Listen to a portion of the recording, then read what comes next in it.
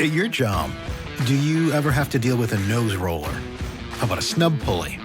Well, if you're installing a new conveyor belt system, dealing with the different components can sound like you're speaking a foreign language. Luckily, you've got a team ready to help. Grainger's technical product specialists are fluent in maintenance, repair, and operations. So whenever you want to talk shop, just reach out. Call, click Grainger.com, or just stop by. Grainger, for the ones who get it done. This is Scott Becker with a special edition of the Becker Private Equity Podcast. You know, we try each day to entertain, to learn, make sure you're learning, we're learning.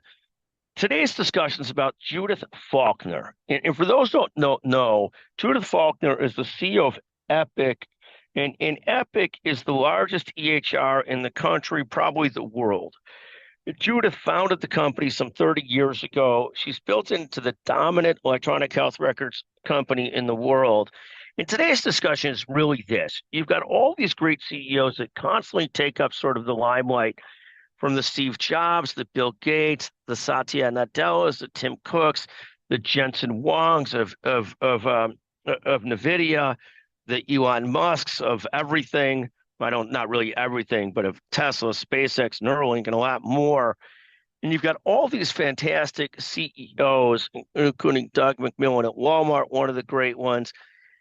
But there's an argument. There's an argument to be made. It's almost like arguing who should be in the top 4, now top 12 in the college football championships, that, quite frankly, Judith Faulkner might be the best pure CEO of this generation. So there's one of the things we talk about in software companies and information tech companies is that the job of improvement is never done. And to Judith's credit, aside from building Epic into the number one EHR system in the world, she's also doing something that I admire about more than any other CEO does, and she does it as better than almost anybody else, is she is focused on constant improvement at Epic. What's happened at Epic is nothing short of a miracle. It's been the constant improvement. I remember years ago when Epic got started and people complained about Epic, how hard it was to use and so forth. And certainly it's still not simple, but they've made it better and better. But what you also heard a lot of back in the day is a lot of point solutions were better than the Epic solution on that point. And very systematically, over the course of 2 decades, Epic has improved these modules to where somebody would say to you, a service line leader, a physician, some officer in a hospital, oh, Epic's not very good at that. Then a couple of years later, you'd revisit the point, and they would say, oh, yeah, Epic's improved that.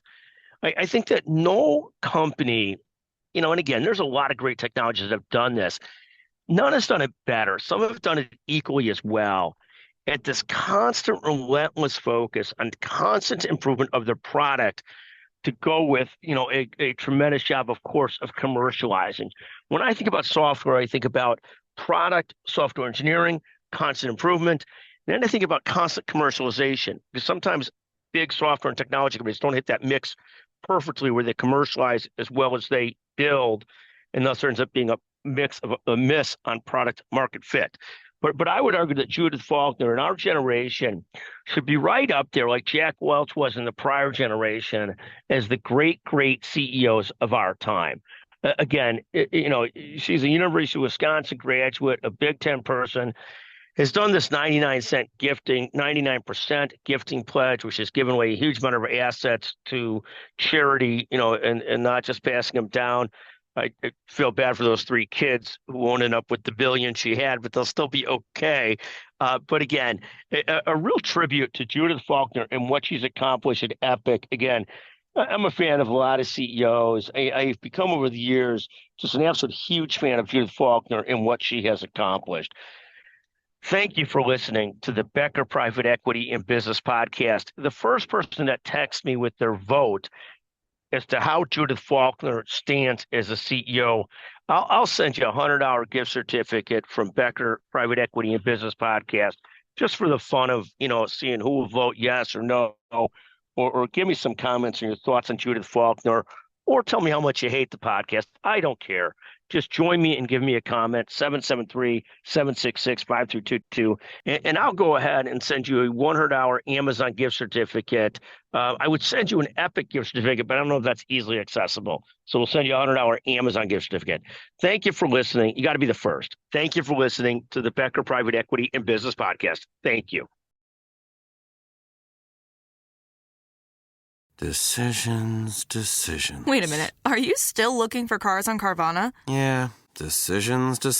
When I used Carvana, I found the exact car I was looking for in minutes. Bought it on the spot. Electric or full diesel? Decisions. Come on, you've been at it for weeks. Just buy it already. You're right. Crossover it is. Decisions decided. Whether you know exactly what you want or like to take your time, buy your car the convenient way with Carvana.